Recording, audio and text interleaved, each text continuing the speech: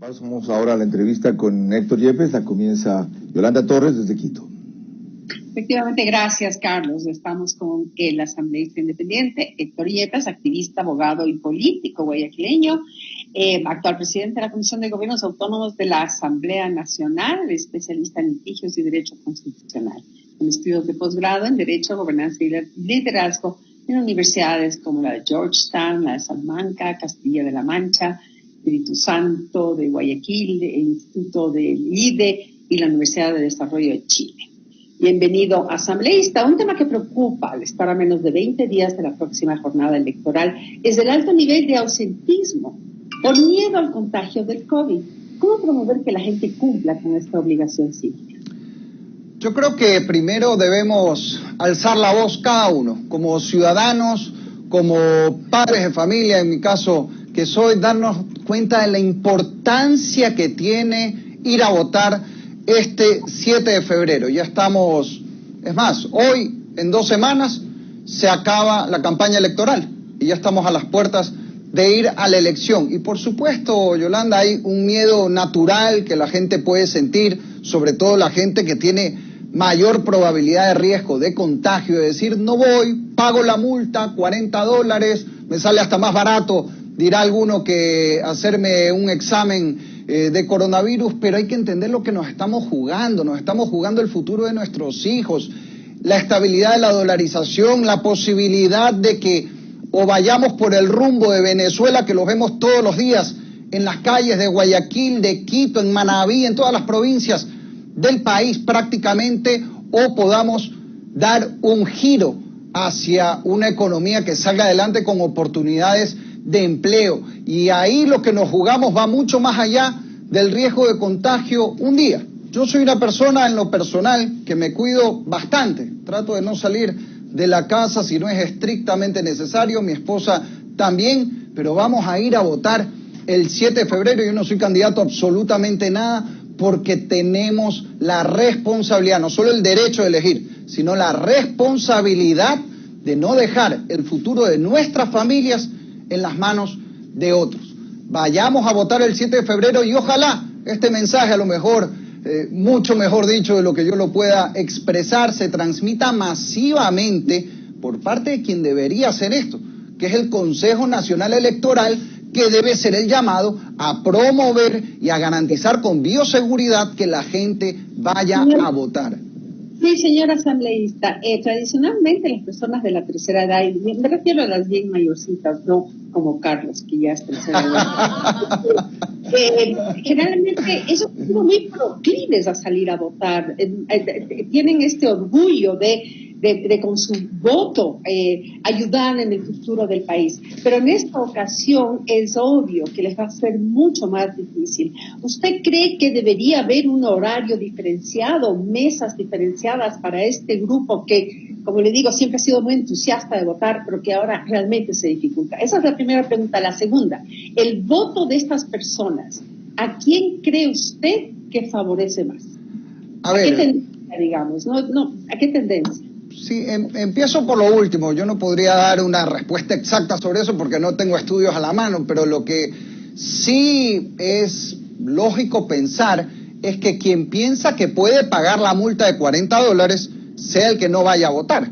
Y por tanto estamos hablando de la clase media alta. En cambio, quien no tiene $40 para pagar una multa se va a arriesgar y va a ir a votar, y con eso ya podemos intuir a quién le puede perjudicar el ausentismo. Ahora, en el Ecuador, tanto los mayorcitos como Carlos, así como los más jóvenes, todos salimos a votar realmente, no solo porque tengamos un sistema de voto obligatorio, sino porque tenemos una cultura ya adquirida en el Ecuador, que hasta quien no tiene la obligación, y esto también incluye a los jóvenes adolescentes de 16 años, como también tenemos la costumbre de votar en familia, todo el mundo va.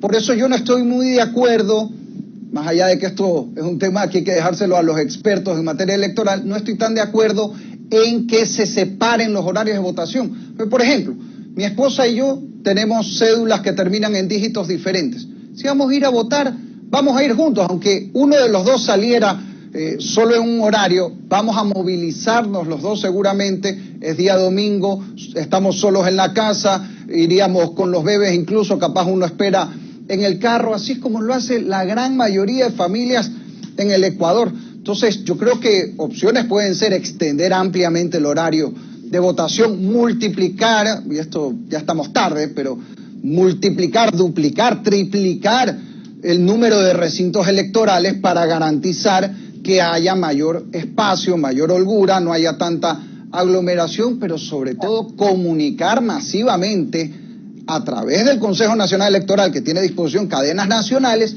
que va a haber protocolos de bioseguridad para que la gente se sienta confiada. Y ojo, ya ha habido elecciones en otros países donde la gente ha ido a votar. República Dominicana, Bolivia, es decir, se puede hacer porque un amigo consultor político me decía el otro día, algo que yo no tenía mapeado, pero me dice, mira, la gente también está en casa, con menor actividad, y eso politiza un poco más al electorado. También hay factores que no sabemos cómo se dan en esta circunstancia única. Asambleísta, ¿es la misma probabilidad de ausentismo para los 3 candidatos punteros al momento? Quiero decirle, ¿hay algún grupo que motive más a la gente a ir a votar que otros? Yo creo que en general hay mucha apatía, y eso es lo que entra en juego también en esta elección. La gente no se siente motivada por el proceso electoral en general, pero yo me atrevería a intuir que el electorado, por ejemplo, del señor Yacu Pérez, sobre todo cuando hablamos de las bases indígenas, que es una parte de su electorado, es muy militante, muy organizado y muy disciplinado. Van a ir a votar. El electorado del correísmo también va a salir a votar. Cuidado el electorado de Guillermo Lasso, yo me incluyo, yo voy a votar por Guillermo Lasso. Cuidado, nos confiamos, decimos, bueno, que pase lo que tenga que pasar, y resulta que gana otro, no porque tiene la mayoría de la preferencia electoral, sino porque quienes pensamos votar por Guillermo Lasso nos quedamos viendo una película en la casa. Entonces, no nos quejemos después de lo que ocurre con el país si no asumimos un día, media horita, 20 minutos nuestra parte. Asambleísta, mucha gente se jacta de que nunca vota a favor de un candidato porque ninguno es de su entera satisfacción. Anulan el voto. ¿Por qué es importante hacer valer el voto en esta ocasión? Porque hay demasiado en juego.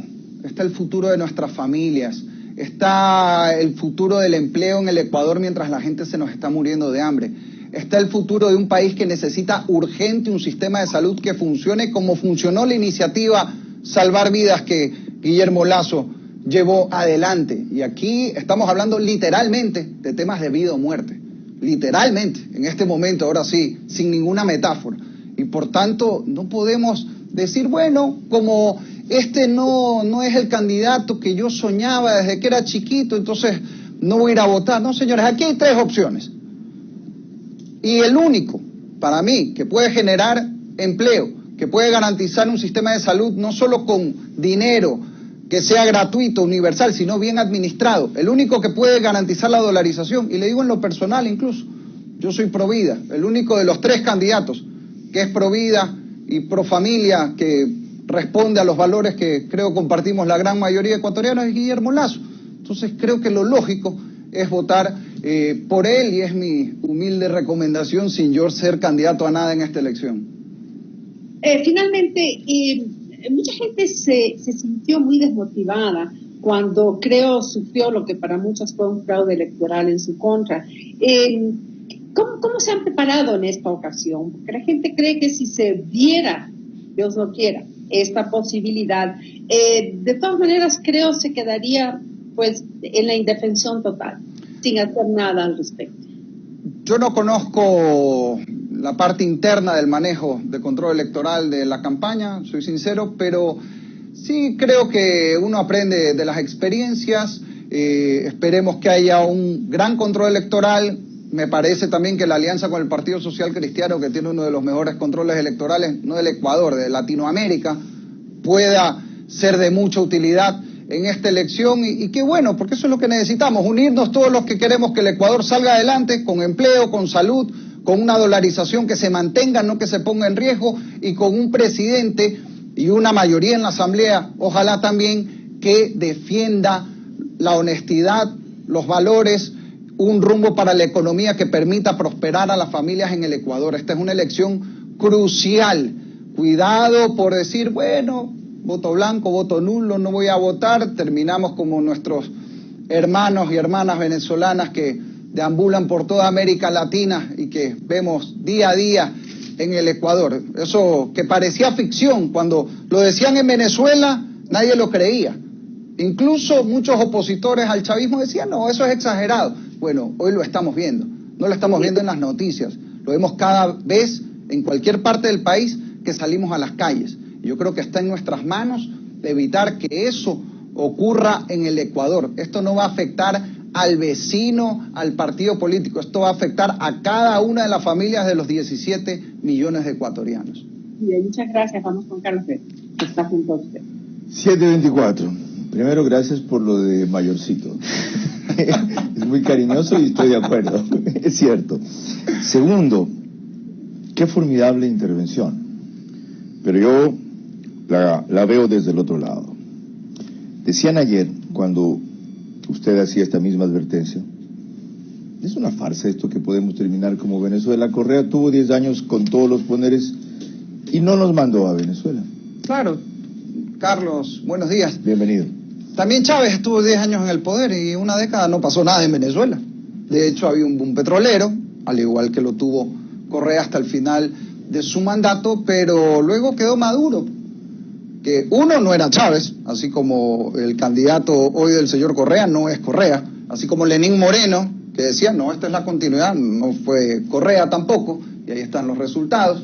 Y segundo, hoy no hay boom petrolero, hoy estamos viviendo las consecuencias del descalabro económico fruto de 10 años de correísmo y 4 años de desastre del morenismo, sobre todo al comienzo. Diseccionaba bien usted el tipo de votantes que tiene Yacu, decía que es muy militante, y el que tiene Arauz. Entonces, hay quienes consideran que lo que usted está haciendo es lo correcto. No tiene sentido a los votantes de ellos cambiarlos de opinión, porque no van a cambiar de opinión, sino apelar a ese nicho de clase media para arriba, que está indeciso, que está desencantado, que no va a votar, o que si va a votar, va a anular. ¿Por qué no anular el voto? Hay una serie de actores políticos que están impulsando eso porque su candidato no pudo concretarse o porque ninguno les parece, lo que usted decía, el candidato ideal. Carlos, yo entiendo humanamente que alguien diga, bueno, estoy en una situación de apatía, ahorita creo que gran parte del país se siente así por la pandemia, la crisis económica, es natural, pero un ratito, a ver, aterricemos, pongamos un cable a tierra y déjenme poner un ejemplo numérico.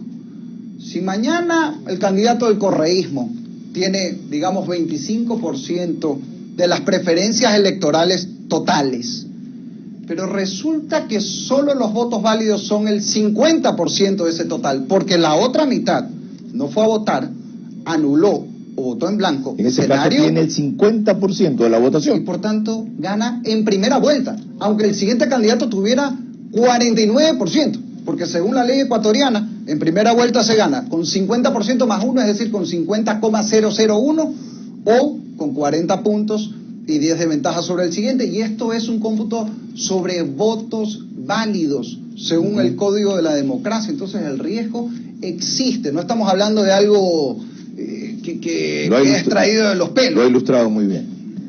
Qué importante. De paso, esta es la entrevista que vamos a reprisar de noche a las 20 horas. Las demás las sube Ecuador en vivo todos los días. También Max TV en YouTube después, y fragmentos de las principales intervenciones las produce a lo largo del día en sus cuentas Max TV Online.